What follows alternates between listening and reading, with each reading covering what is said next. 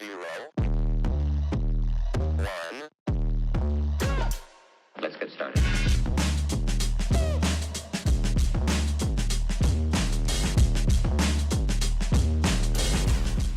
Hello everybody, welcome to another episode of the Black and White United show here on my YouTube channel. I'm your host Andreas, and thank you for joining today.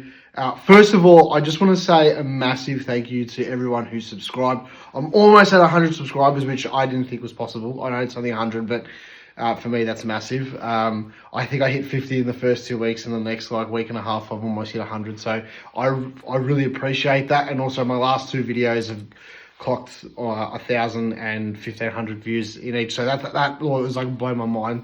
But anyway, let's get to today's thing. So basically, is Collingwood going to the draft, or is Collingwood going to top up? Now, I've got some pretty decent mail that Collingwood has pulled back a little bit on the whole Jake Stringer coming to the Pies as our next tall forward. I think that's because there are plenty of options now moving forward where Collingwood doesn't necessarily have to use a pick or anything like that.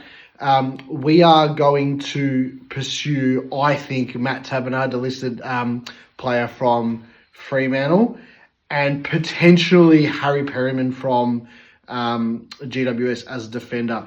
I personally think, and just with the talks that are going on, Collingwood is one of the clubs that has done the big offer, the 7-year deal for him. How we're able to squeeze that in, got no idea, probably heavily backhanded. I personally don't like those deals for any club, actually, because it puts the player in so much control, and it can jeopardise, obviously, what the club's position is moving forward. Brodie Grundy is the exact fucking epitome of that. Potentially, if Petrarca left Melbourne this year, then that would have been the same scenario for whichever club that he landed to. Now, with all that being said, Collingwood's probably not going to get Jake Stringer, and I'm pissed off. I think Jake Stringer should be fucking number one in our target books. I think Jake Stringer should be the absolute 100% target that Collingwood needs to be that go-to burst energy player out of the forward line, out of the goal square, and then occasionally jump in the midfield. It will just make the dynamic so much more dynamic, I suppose. But the other thing that I'm questioning is if we do go for Perryman, it's definitely a player that we need, big body defender. Since Murphy's gone down, Darcy Moore's had all the load in the back line. Quarry didn't have a good season. We're going to say goodbye to John Noble one way or another, I think.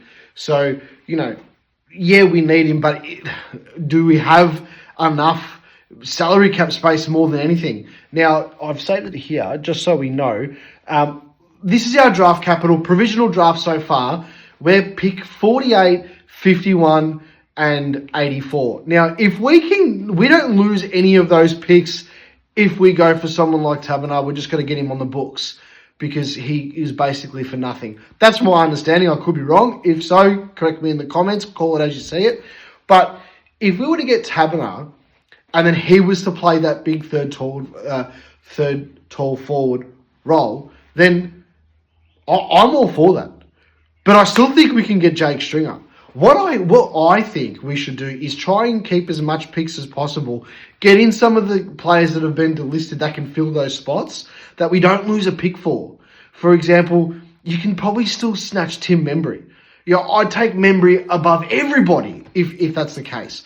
But our forward line is something that we really need to address. But this is the question.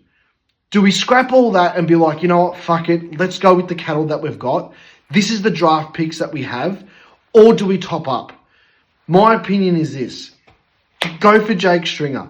If you've got to lose a third round pick for it, who cares? Take it. You could then potentially still get a Matt Taberner in. What that does to current players still on the list, hey, we're still going to make more delistings. Who knows? Does it mean that Ash Johnson gets a game? Absolutely not. Does it mean Kruger barely gets a spot? Absolutely not. You got more tall forwards in there. So you got more talls in there. So does that mean that someone like Billy Frampton struggles to get a game? You know what? Probably so. But at the end of the day, I think we have to go for...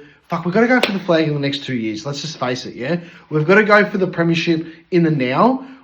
I think once we lose our older cattle, which is going to be within the next 48 months, like it's going to happen. Within the next 3 years, they're all gone, right? So if that's the case, 36 months, I think my maths is fucking off, but who cares?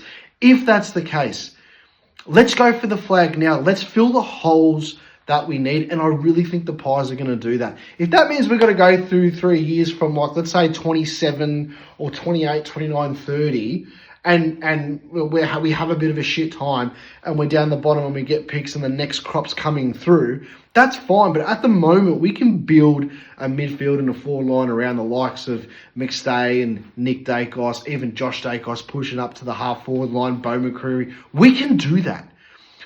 But why not go for we've still got a premiership window. I don't give a shit what anyone says. We've still got a premiership window for the next 2 years. And we can, minimum 2 years. If we just fill the spots that we need, Tom Mitchell was a massive loss this season. We didn't even get to see Di Matteo come in, which I thought was a bit of a shame. McRae didn't really have that much of an input in the middle. We lost Carmichael through concussion. Then you look down back and Murphy's gone. So there's holes everywhere, and you're relying on the same guys the entire time. So, well, what do? Draft or top up? I'm going to go on the side of the top up. I'm going to go on the side of, we've got the young cattle already there. Ed Allen's going to come straight into the side. Okay? You're going to have Di Matteo. He's going to come straight into the side. Get rid of Joe Richards. Get another pick for him or something. And use that if we have to use a third round pick to go for... Stringer, that's fine, because we're going to get something, I think, better than a third rounder for Joe Richards. If Port are that desperate for him, they'll pay. We're going to get something decent for John Noble. If Gold Coast are that desperate, they'll pay. So our provisional draft order isn't necessarily going to be, we might have better picks in there. I don't want to get rid of the first round pick for next season. We are going to need as many first rounds as we can. Got some decent mail on Tom McGuan on how he went yesterday with Keilor, just to throw this in this video. Tom McGuan is going to be like it for us. He is going to complement Dacos in a few years' time. I don't want Collingwood to get rid of their first round picks or whatever points they need to get it. The draft rules are going to change soon, which is going to be beneficial, I think, for us, in the sense of, we don't necessarily have to give away our first picks. We can keep them, get the points and stuff. We can go 2 drafts in order. If we don't see there's much, then hey, you can take our first round pick in the next couple of years. Bang, we want a player, and we can get straight, and we can get that and fill that spot straight away. Most clubs are going to have the upper hand in that, so it is still a level playing field. But the club's got to do everything they can to secure the points to get him in the father's son, which we will get him. Like, there's no ifs or buts about it. It's going to happen, but you don't want to like not be able to do much more and hold back and lose on opportunity on getting other players into your club. So on that's a side story. I just thought I'd chuck that in there for everybody. But yeah, let's focus, I believe, on, we haven't got much draft capital, so let's use it as a top up and let's start fresh for next year. Let's try and get in what we can so we can still do something with the draft this year, but let's really try and top up. That's how I feel. I reckon get Taberner, get Jake Stringer in, which we have pulled back. I'm not a big fan of getting Perryman in if it's going to completely throw everything out of whack. But at the end of the day, if the club is successful enough, and I'm going to be honest with you, there's no reason why we can't do it. If the club, and it goes against what I just said, but if the club really wants to get Perryman in, they will. They'll get him, or they'll tempt him. But even if still we're able to get him, if we can get Taberner and Stringer and fit them in the books and just back in their deals if we need to, because you're going to have Sidey, you're going to have Pendles, you're going to have Howe, you're going to have Mason Cox within the next 2 years probably retire. I reckon Pendles might go 3. That's just my gut feel. I reckon he's going for the record, but whatever, right? And probably then some. But that's just me being optimistic. I feel if Pendles retires, some of my childhood, not my childhood, I'm not that young, I'm not that old, sorry. No, I am old. It'd be more my, late teens sort of dies off. So I'm just sort of holding on to any youth that I can. I've lost all my hair, so that's why I wear my hat. Special guest still side bottom. Here I am, not, but whatever. All right.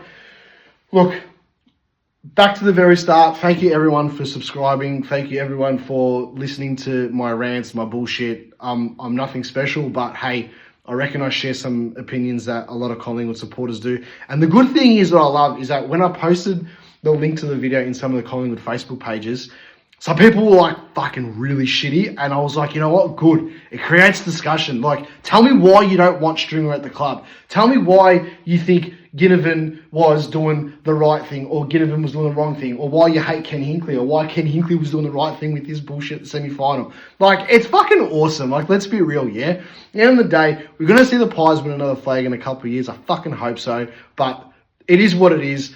Thank you for listening to another bullshit rant of mine. Call it as you see it. Leave a comment. Just fucking go the Pies. And how good's this jacket? I'll fucking get Adidas back anyway.